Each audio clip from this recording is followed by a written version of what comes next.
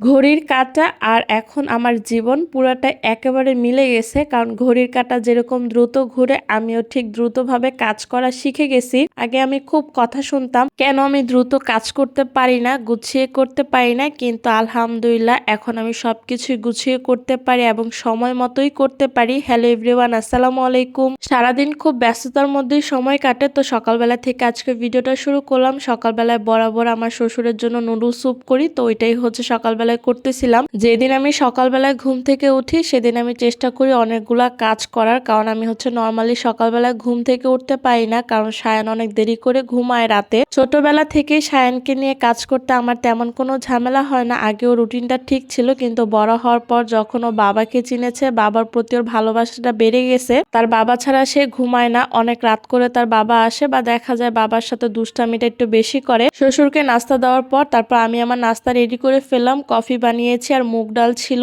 অনেকদিন পর আজকে মুগ ডাল ভুনা দিয়ে রুটি খাচ্ছি। নাস্তা করার পরপরই কাজে লেগে গেলাম। আগে হচ্ছে বেডশিটটা চেঞ্জ করব, কারণ বাচ্চাদের ঘরে কয়দিন পর পর বেডশিট চেঞ্জ না করলে আসলে ভালোই লাগে না আমার কাছে মনে হয়। আর আমার কাছে সবসময় নিট অ্যান্ড ক্লিন এবং ঘরটা পরিপাটি রাখতেই বেশি ভালো লাগে। সকালবেলায় জানালাটা খুলে দেই, কারণ রুমে রোদ আসে আর আমার কাছে মনে হয় রুমে রৌদ্র আলো বাতাস থাকলে বেশি ভালো লাগে। তারপর আমার শ্বশুরের রুমের বেডশিটটাও চেঞ্জ করে দিয়েছি। ঘর আসলে ওইভাবে গুছিয়ে রাখতে পারি না, দেখা যায় সায়ান কোনো কিছুই রাখতে দেয় না, সোফার কুশন কাভার থেকে শুরু করে। ওর জন্য দেখা যায় এখন সবকিছু লুকিয়ে রাখতে হয়, না হলেও বারবার হচ্ছে সোফার কুশন গুলো ফেলে দেয়। ভদ্রলোক সুন্দর করে সোফার মধ্যে বসে আছে, কিন্তু সে এতটাও ভদ্রলোক না যতটা তাকে দেখে মনে হচ্ছে। রুম গুছানো শেষ করে এখন আমার শ্বশুরের বিস্কিট শেষ হয়ে গেছিল, তো ওগুলাই বক্সে করে রেখে দিব। আজকে অনেকগুলা লেক্সাস বিস্কুট একসাথে আনা হয়েছে। লেক্সাস বিস্কুটটা আমার শ্বশুর খেতে অনেক বেশি পছন্দ করে আর উনি হচ্ছে লেক্সাস বিস্কুটটাই খায়। সবগুলা বিস্কুট বের করে এখন হচ্ছে বক্সে করে আমি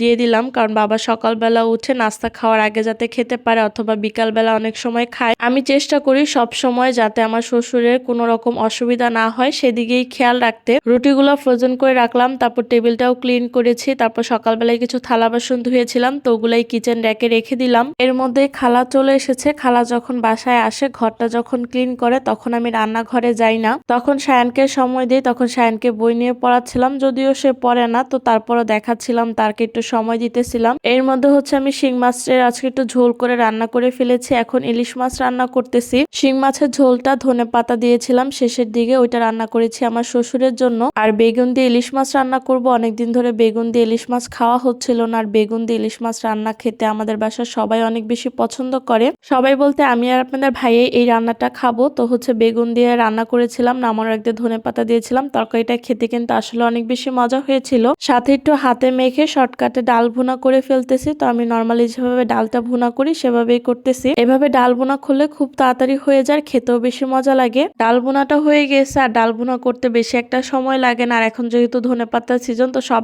তরকারিতে দেখা যায় ধনেপাতা দেওয়া হয়। ডাল রান্না করার পর মনে হলো যে আমার বান্ধবীর মা সেদিন হচ্ছে একটা চালতা দিয়েছিল, তো ওইটা দিয়ে আজকে ডাল রান্না করতে পারতাম, কিন্তু খেয়াল ছিল না। পরে দেখলাম রান্না শেষ করার পর তো অনেকগুলো হাঁড়ি পাতিল হয় দুপুরে খাওয়া দাওয়া শেষ করে, তো সবগুলা ধুয়ে ফেলেছি। এই কয়টা বাকি ছিল সেগুলোও ধুয়ে ফেললাম। বিকাল বেলায় বান্ধবী এসেছিল, তো ওর কারণে হচ্ছে ফ্রেঞ্চ ফ্রাই করতেছিলাম। ফ্রেঞ্চ ফ্রাইটা আজকে অনেকদিন পরে করেছিলাম, ভালোই ক্রিস্পি হয়েছিল, খেতেও অনেক বেশি মজা হয়েছিল।